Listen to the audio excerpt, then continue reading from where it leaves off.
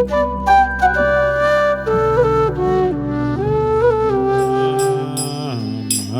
Krishna, Krishna Krishna, Hare Hare, Hare Rama, Hare Rama, Rama Rama, Hare Hare.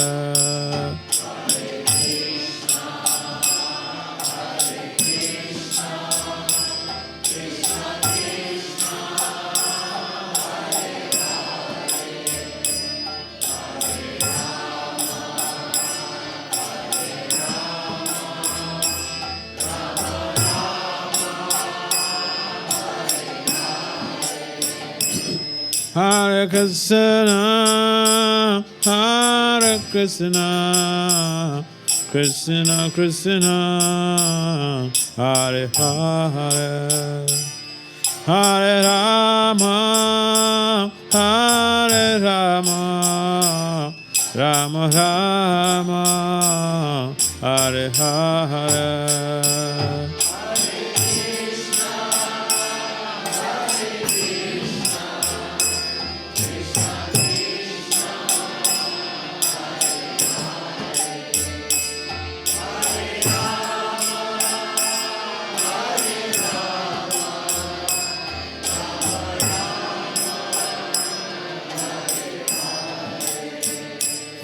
Hare Krishna, Hare Krishna, Krishna Krishna, Hare Hare, Hare Rama, Hare Rama, Rama Rama, Hare Hare.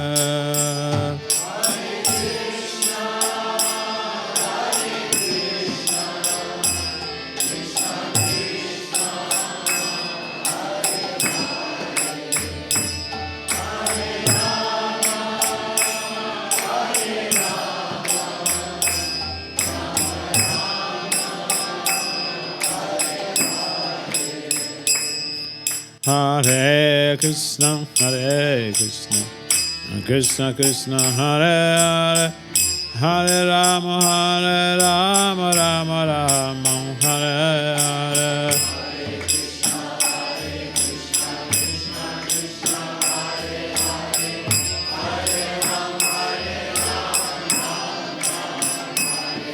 Hare Krishna, Hare Krishna, Krishna Krishna, Hare Hare, Hare Rama, Hare Rama, Rama Rama, Hare Hare.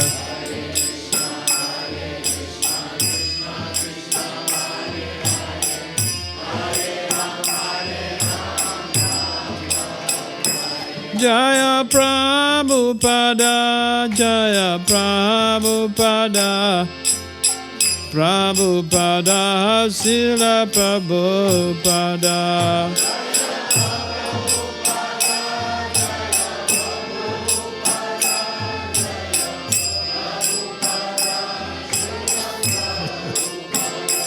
Nitai Gaur, Hare Bal, Hare Bal, Hare Bal, Bala Hare Bal.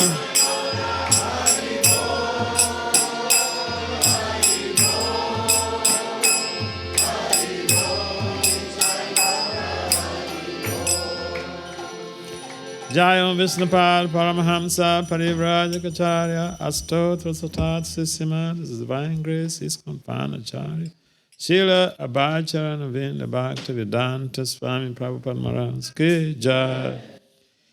Jayam Vishnupad Paramahamsa Parivrajacharya Astotra Satat Sisima. This is Divine Grace Srila Bhakti Siddhanta Saraswati Thakur Goswami Prabhupada Maharaj Ki Jai. Ananta Koti Vaishnavena Ki Jai.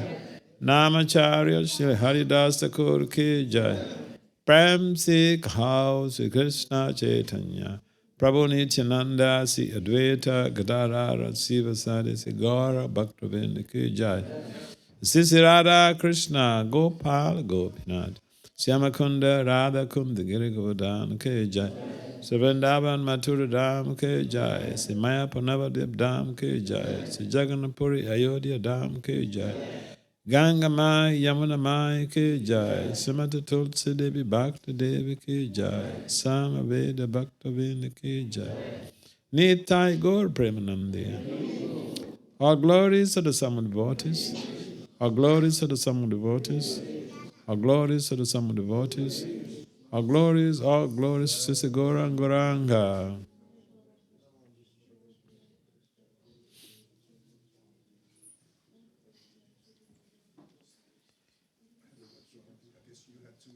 Huh? Yeah. I'm going to do some recording. I'll use that. I'll use what?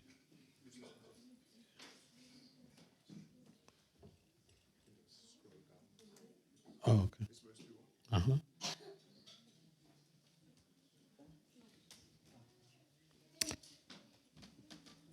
So, welcome everyone to this famous Sunny Feast program. Thank you for coming to participate in this Krishna consciousness all over the world. People are attracted to the Hare Krishna temple because on Sundays, especially, we make nice varieties of preparations, mouth-watering dishes for people for people to eat. And sometimes, people don't know how much the Hare Krishnas are enjoying their lives. I remember several years ago when I was still in Africa, we were cultivating one lady. Her husband is a pilot, and she was into all these business setups, business offices, and all this stuff. So we took some Mahaprasad, Janmashtami Mahaprasad to her.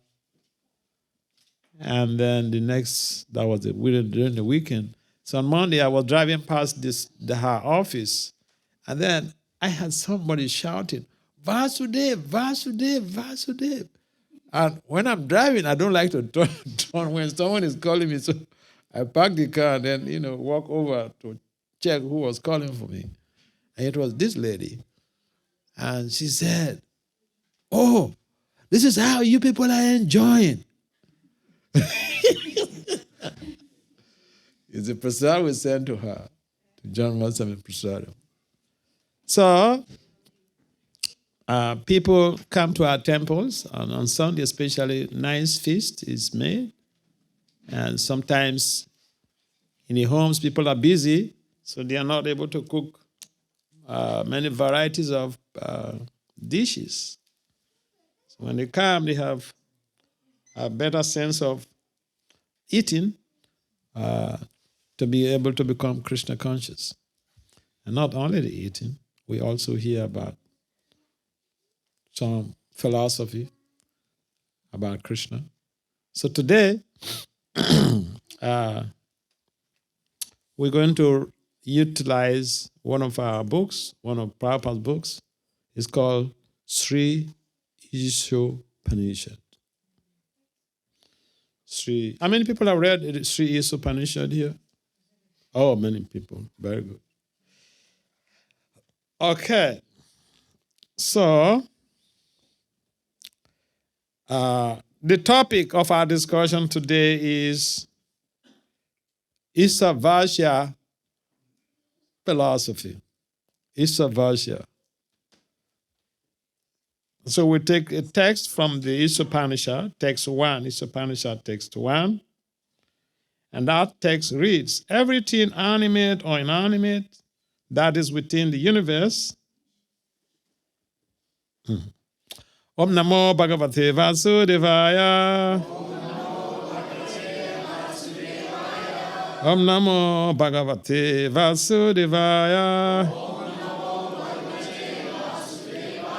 Om Namo Bhagavate Vasudevaya. So, Ishopanishad text 1. Everything animate or inanimate that is within the universe is controlled and owned by the Lord. By the Lord means Lord Krishna. One should therefore accept only those things necessary for himself, which are set aside as his quota. And one should not accept other things, knowing well to whom they belong. Let's take a look at the purport. Is it? It's up. Okay, so we go to this word-for-word translation or translation. Please kindly responsibly repeat. Isha, by the Lord. Avasyam, controlled. Idam, this. Sarvam, all. Yat kincha, whatever. Jagatyam, within the universe. Jagat, all that is animate or inanimate. Tena, by him. Jaktena, set apart quota. Bonjitaha, you should accept. Ma, do not. Griddaha, endeavor to gain. Kashya, sweet of anyone else. Dhanam, the world. So, look at the text. Isavasyam idam sarvam. Yat kincha jagatyam jagat. Tena tyaktena bunjita. Magrida kasasvidanan. Isavasyam idam sarvam. Yat kincha jagatyam jagat. Tena tyaktena bunjita. Magrida kasasvidana. Isarvasya idam sarvam. Yat kincha jagatyam jagat. Tena tyaktena bunjita. Magrida kasasvidana. Can someone try? Ishavasya idam sarvam. Yatkincha jagatyam jagat. Tena taktena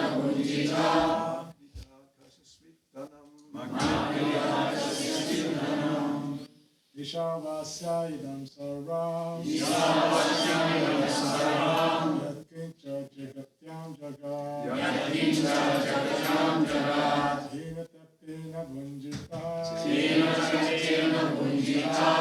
Magridhat kastasvidhanam. Ladies.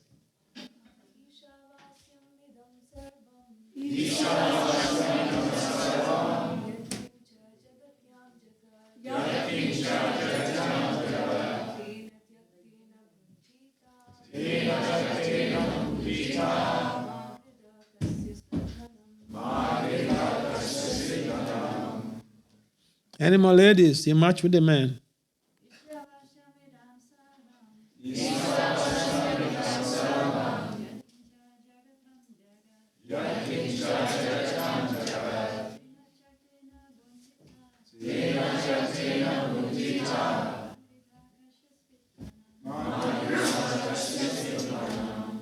So thank you very much.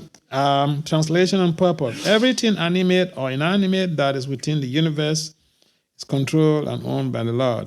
One should therefore accept only those things necessary for himself, which are set aside as his quota. One should not accept other things, knowing well to whom they belong. Please kindly respond and repeat. Everything animate or inanimate that is within the universe is controlled and owned by the Lord. One should therefore accept only those things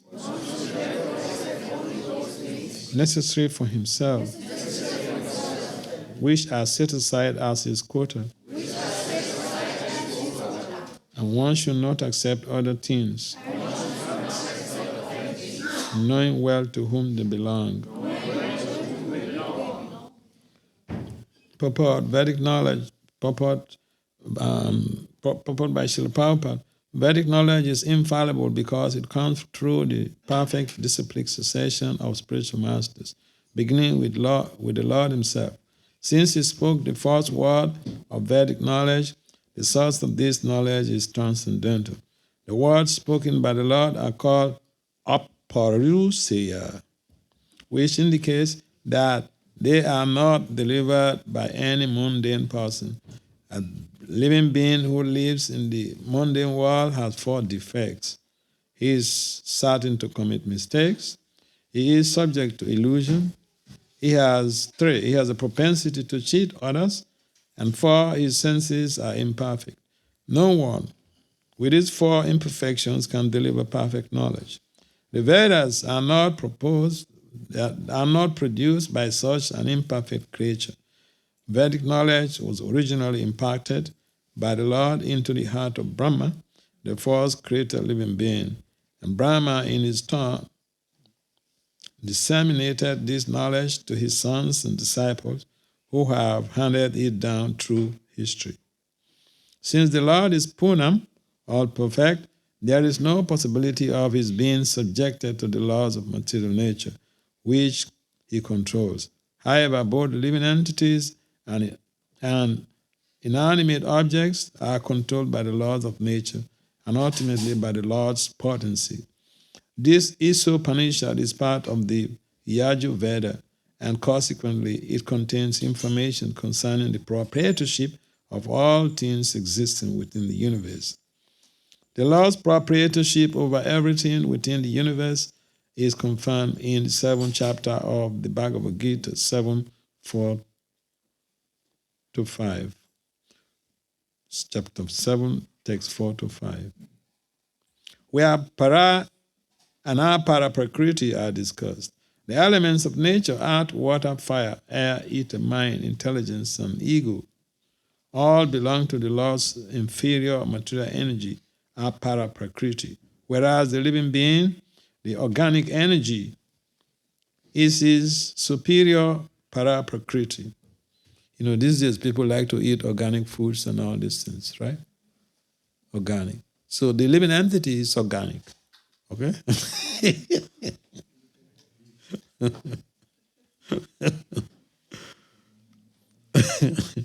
There's no artificiality in it. No chemicals in the living entity.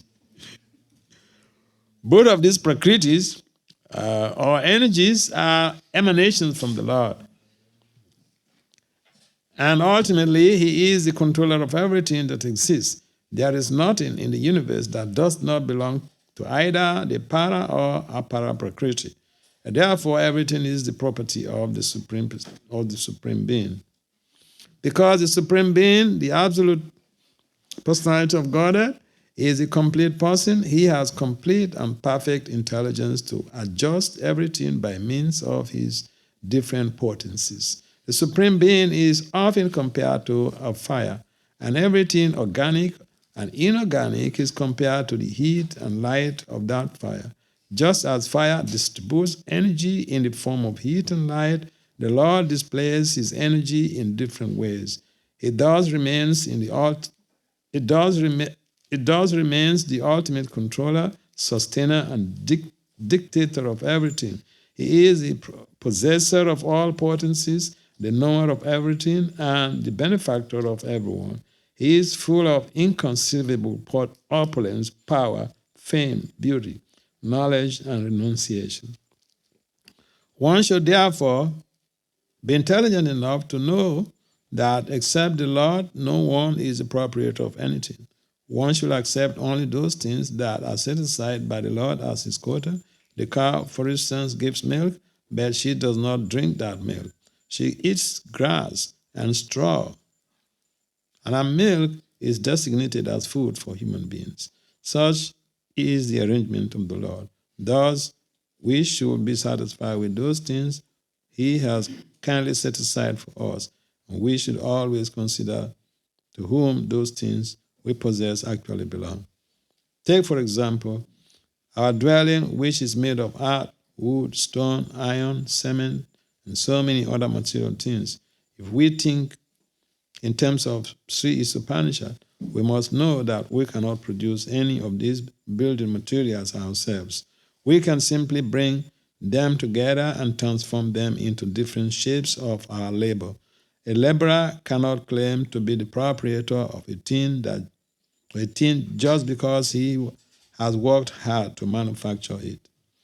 In modern society, there is always a great quarrel between the laborers and the capitalists.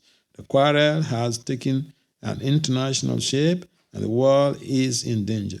Men face one another in enmity and snarl just like cats and dogs. Sri Upanishad cannot give advice to the cats and dogs, but he can deliver the message of God to man through the bona fide acharyas, holy teachers. The human race should take the Vedic wisdom of Sri Upanishad and not quarrel over material possessions. One must be satisfied with whatever privileges are given to him by the mercy of the Lord. There can be no peace if the communists or capitalists or any other party claims proprietorship over the resources of nature, which are entirely the property of the Lord. The capitalists cannot curb the communists simply by political maneuvering, nor can the communists defeat the capitalists simply by fighting for stolen bread. If they do not recognize the proprietorship of the Supreme Personality of Godhead, all the property they claim to be their own is stolen. Consequently, they will be liable to punishment by the laws of nature. Nuclear bombs are in the hands of both communists and capitalists, and if both do not recognize the proprietorship of the Supreme Lord, it is certain that these bombs will ultimately ruin both parties. Thus, in order to save themselves and bring peace to the world, both parties must follow the instructions of Sri Upanishad. Human beings are not meant to quarrel like cats and dogs. They must be intelligent enough to realize the importance and aim of human life. The Vedic literature is meant for humanity and not for cats and dogs. Cats and dogs can kill other animals for food without incurring sin. But if a man kills an animal for the satisfaction of his uncontrolled taste buds, he is responsible for breaking the laws of nature. Consequently, he must be punished.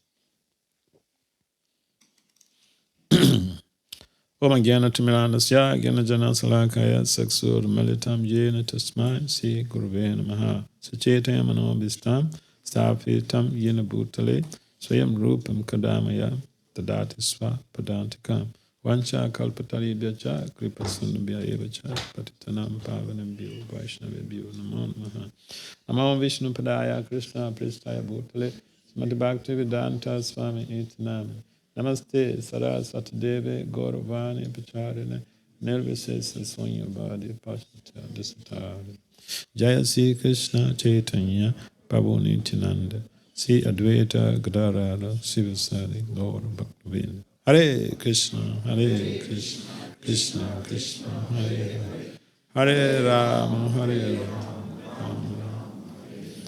So again, welcome everyone to our Sunday Feast program. And this text is so important because the major reason why there are so much atrocities and enmity on the planet is the neglect of the fact that the Lord owns anything and everything. And humans, no matter whether they are trillionaires, are not the proprietors. We are caretakers. Even our children, we are not the proprietors. We don't give life to our children. Even our spouses, we are not the proprietors. We don't give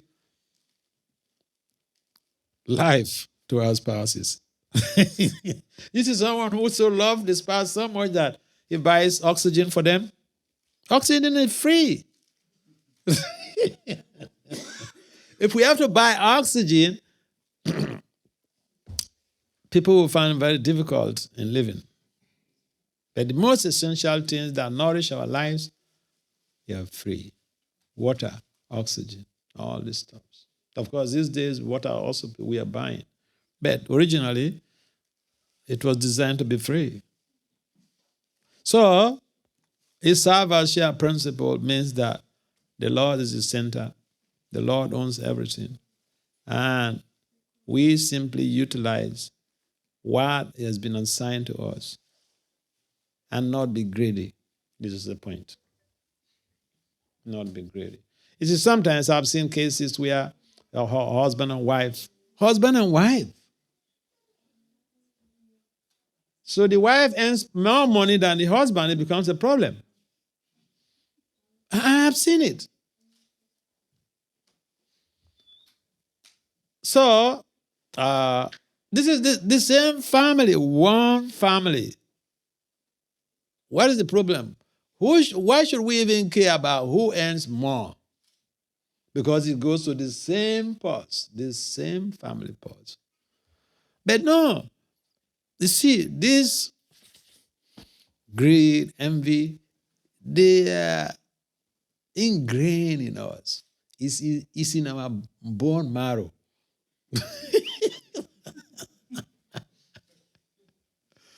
And even we know these things are not good, it's so difficult for us to give away, to give it up. Like Arjuna asked Krishna on the battlefield of Kurukshetra, you ask him, ask him to do this and do that. And sometimes I act helplessly. I don't want to do it, but it seems I was forced to do it. Why? This is our situation. We may know the right thing to do, pashyana pina pashyati. We see the right thing to do, and we know this is the right thing to do. And we see the danger of, we have seen also people who do the wrong thing and get into trouble, and yet we do the wrong thing. Yeah. So let's not be too proud of our independence. Let's not be too proud of our free will, because we have been misguided for decades that our free will is good enough. Yes, we have a little free will, but in most cases, we are not able to dovetail that free will in the service of the Supreme. We want to do the things that can give us immediate placation, immediate gratification. And we don't care if even it's against the rules of, it's against the laws of nature. So this is a big problem in the whole global society, because we find the wars that are going on this planet. Some of the wars are choice wars, and wars that are not wars of blame. Wars of blame means that you don't have any reason to embark on this war. And then the consequence is that you suffer a great loss. Look at what is going on in America. Now, if we have to evaluate things analytically from the very perspective, it's just a violation of this text of his Upanishad. The land was there before we came. And we invade some other our neighbors to take their land. We will leave this land and go away. And what we go away with is the reaction, the sinful reactions that we perpetrate. And yet, we live our lives as if we are so free. Life is just only once. You do whatever you want to do, and if you can get away with it, you're good to go. But no, if life is just a one-round system, then why the variegatedness? What is responsible for the variegatedness in society? Someone is born as a child to the president of the country. Another child is born to a mad woman on the road. I've seen. I was traveling to some countries, and one of these countries we are going to some place, and at the junction I saw one lady. She was heavily pregnant, but she's a crazy woman. So the question is, what is the karma of this soul? Is it something that he chose? No. We are forced to go into a particular womb because we abuse the principle of Isabasha. And therefore, it is important to always recognize the proprietorship of the Lord. Now, even the quarrels we have in communities, even in society, even in family, is mainly because of the denial of this principle or the relegation of this principle to the background. False proprietorship. I was coming from London today, and in London we have some programs because I left America, went to India for some festivities, including the Guru Purnima, and then as I was coming back from India, so I stopped in London. But then I went to some other countries before coming to London. So in London, there is this gentleman who said, "Oh, Maharaj, please you come to my home. You gave me a nice advice last time, and I'm implementing it, and I'm seeing the results." I said, "What was it that I said?" Because I give advice to so many people, anybody who miss me, so I was wondering what was it. So anyway, he invited me to some home program. And then he had two kids. We're talking about Isavasha, proprietorship. So we're thinking it's only the leaders, only the rulers of society who are doing this and causing trouble. But even in our families, we cause the trouble. Denial of Isabasha principle. So he had two boys. One is 18 years, he's in university. And he was complaining about the boy. And he was comparing the boy to himself. He was born in India, raised in India, before he relocated to the UK for job. So when he complained about the boy and he was comparing his son to him, the way he was behaving is not like the way he used to behave when he was a little boy. So I said, "Where was this boy born?" He said he was born in London. I said, "So why are you thinking that a child is born in London and you are born in India and then the two of you have to have the same behavior?" No. So I took time to explain to him that, see, this is a science.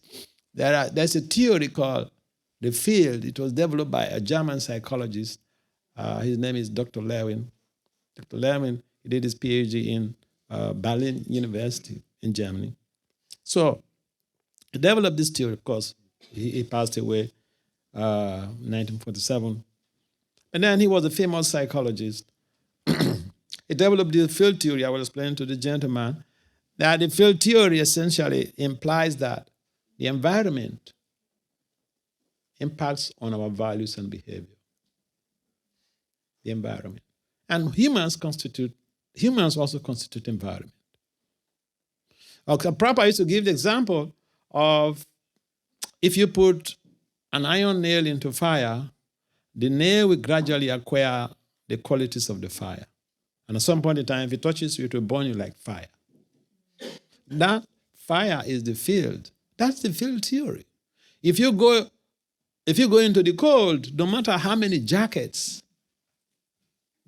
you put on, you stay in the cold. During the winter, you stay in the cold for even 15 minutes. No matter how many layers of jacket you put on, you will start feeling the cold penetrating you. The outside, that is environment. So we see this all the time. Similarly, if someone is born in a particular country, that child imbibes the culture of that very environment, whether you like it or not. So those of you who move from your countries to the West and expecting the kids born in the West to behave like you're making a very serious mistake. So, essentially, we need to understand that we are not the doers. We can be instruments in the hands of the Lord. But as soon as we claim to be the doers, the proprietors, and that guy, he was so upset because the boy did not conform to his idea where he suggested something to him and he didn't conform to it. And he came to me to complain that he did this. So I told him, now you're very upset, you're angry. So Bhagavad Gita says, Tam titikshasva bharat. Tolerate. You're upset. Let your anger calm down before you go and meet your son to express to him why you don't like what he did. And you should express in a loving, friendly way. Because he's 18. He's an adult. And you have to treat him the way you would treat your brother who is 50 years old. So in most cases, this false proprietorship makes us think that we know everything and that our children are our properties. Our spouse, they are our properties. And in most cases, we treat people, even in our families, as if they are our maids. Your spouse is not your maid. You share equal rights and justice, 50-50. I don't know the case here in Denmark, but in America it's 50-50, okay?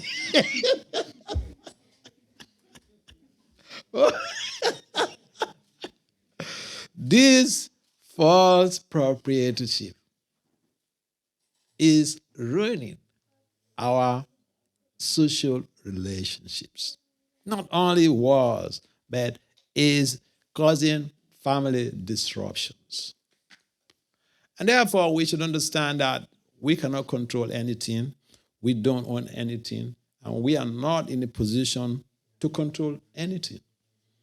All that we need to do is to recognize the idea or the principle that everything in this world actually belongs to Krishna. We should do the necessary to utilize resources at our disposal in helping to create a positive change in spiritual values. And then we'll be happy. We will be happy if we simply channel our energies in a Krishna-conscious way. As soon as we want to try to enjoy what is our disposal, there will always be disappointment. And when there's disappointment, we feel hurt. Or someone does not conform to your expectations, someone does not meet your expectations, you feel hurt. Because you are thinking you are the proprietor.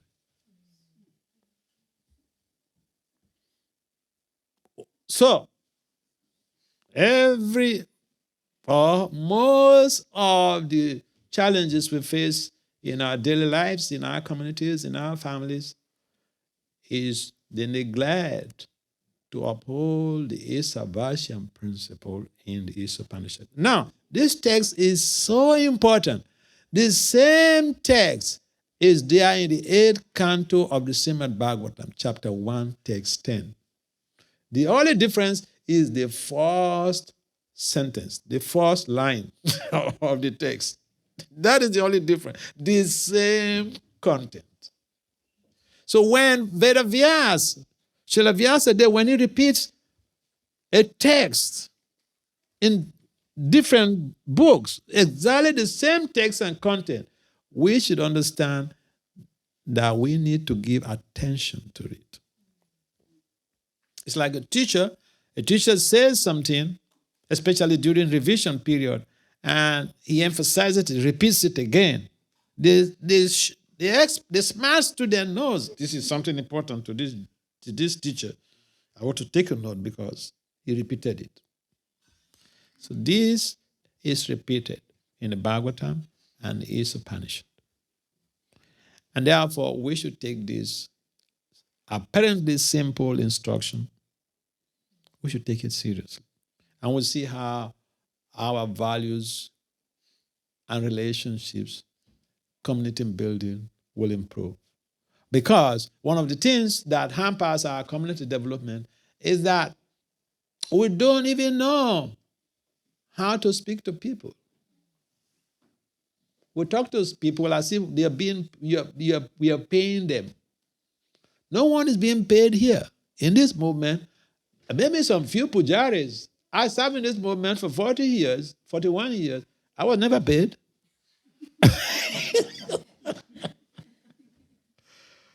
And majority of the people, they are not paid agents. And see, it's like your kids, your children at home.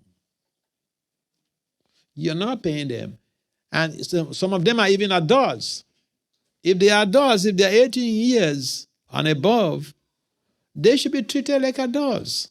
You don't honor them. The funny thing is that because of this false proprietorship, I've seen cases where someone is 35 years old, 25 years old, and he is treated like a 5 years old by the mother or by this. See, my friend, I was sharing this even in London. My friend in India, actually is my mentee.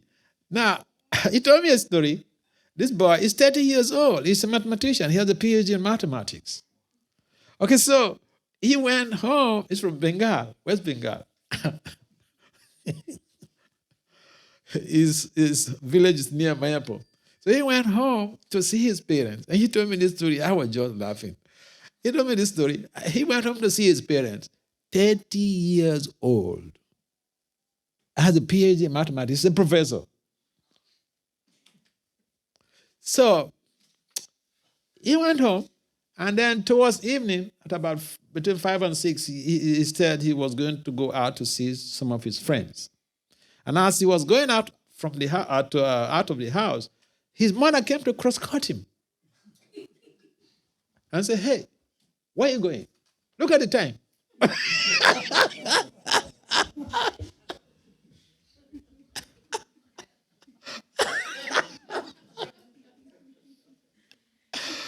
I said, "Wow, you Indian boys, you're really angelic, you know."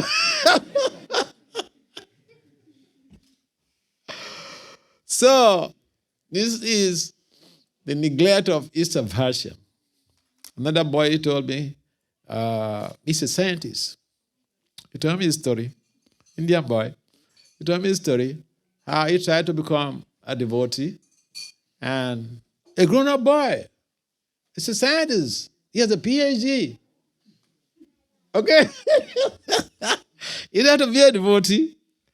And his father just, grab his neck piece and cut him and slap him. So we can go on and on giving examples of how we neglect this salvation principle. We tend to think that because someone is our child, he just maybe our slave. And parents must learn the art of recognizing that we are not the proprietors. We should not philosophize about this and laugh over it and go away and do the same things. Because it creates some type of dysfunctioning in the families. So, any questions on this point? Papa normally wouldn't give men 2 hours classes. He gives like 20 minutes class and all this stuff. So, any comment or question? Yes, please. How can we apply this in our daily life? Daily life is very simple. It's very, very simple. That you care, you give quality time to your younger sibling. You care for your younger sibling.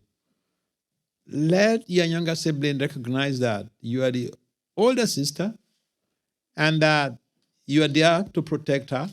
You have been protecting her, and naturally she'll be submissive to you. Naturally she'll be submissive to you. When you don't give her quality time and you don't care whether she has eaten or not,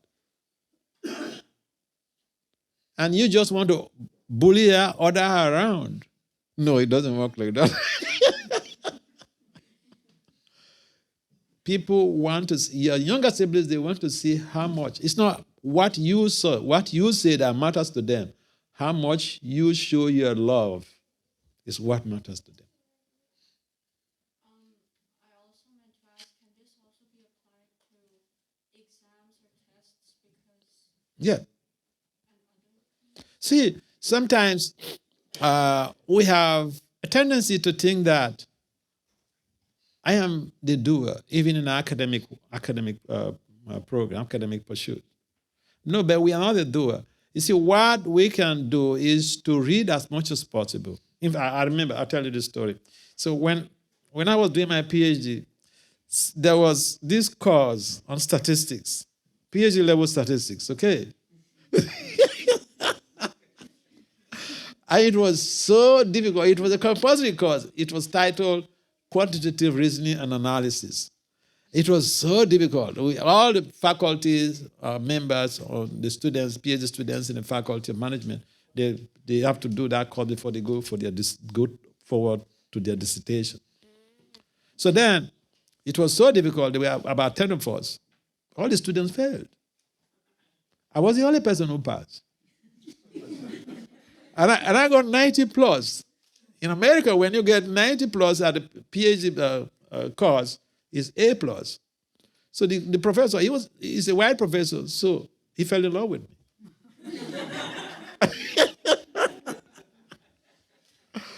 But then, listen. You know, I knew that statistics is very difficult. And therefore, when I purchased the coursework, the books, you know what I did? Each time I want to read, I will pray to Krishna. Hey, Krishna, I don't know anything here. Please help me out.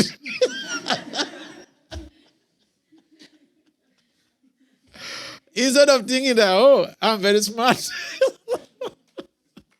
We should accept the position of someone who doesn't know anything. So the tendency is that when you're excelling in studies, you tend to neglect everybody around you. You don't listen. You minimize even your older siblings because, you know, you're the best in the family. Yeah. But it shouldn't be like that. They should know. Krishna said that he is the prowess in man. Even what we have, Krishna is the source of our remembrance. He said, he provides remembrance, forgetfulness. So all of the information culture we have today, the attribution should go to Krishna. So yeah, that is the principle of Isabasha. You ask about how to apply this even in your academic career. So I'm just explaining some of these points. So he works in that way. This is applicable on all levels of human interactions. Yeah. What is time? What time is the class supposed to stop? 4:45. So we have about 2.5 minutes more. Yes.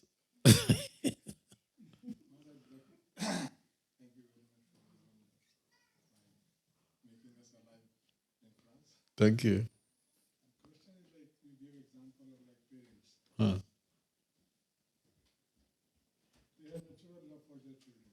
They have natural love. Yes. Yeah, yeah. Yeah. Huh?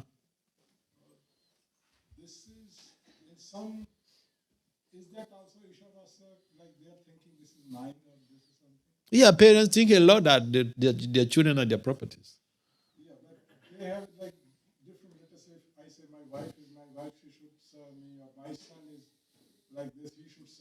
Mm.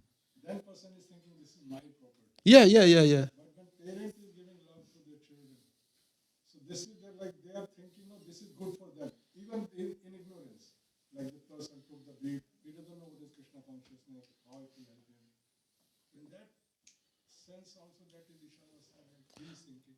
He's thinking.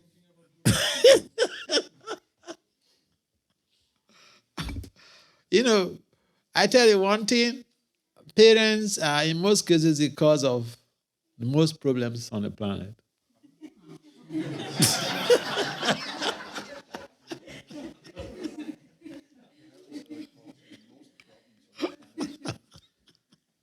I'm sorry, I'm just raw, but I'm telling the raw truth, okay?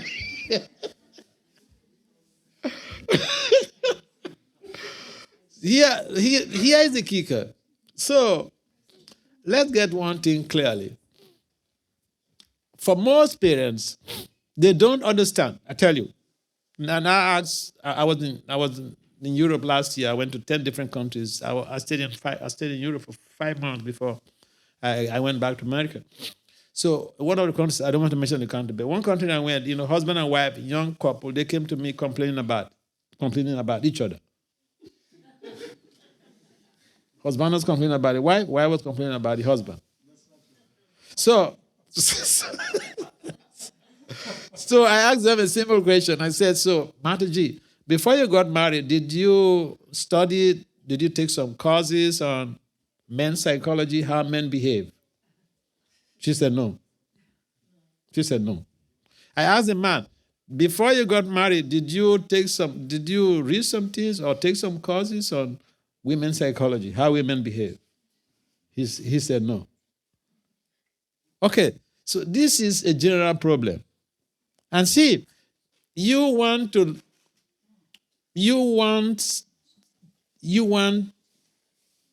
inviting someone to your family. You're inviting someone to visit you, and you don't know what food he eats. How are you going to take care of that person? So, in other words, we got married. In most cases, we got married because we went to college, we got a good job, we get plenty of money, we got a big house, big car, time to settle down.